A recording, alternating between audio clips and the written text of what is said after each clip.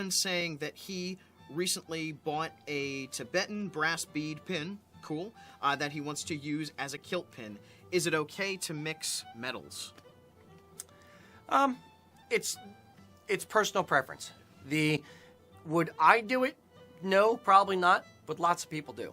If you have a pin or a brooch, let's say your grandmom died and you were very close to your grandmom, and that pin, that brooch that she wore to church every Sunday really meant a lot to you, then mazel tov. Well, we wouldn't say mazel tov for wearing to church, but have at it.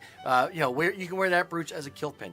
A lot of people wear creative things as a kilt pin because, frankly, it's just a bit of jewelry that goes on the front of the kilt.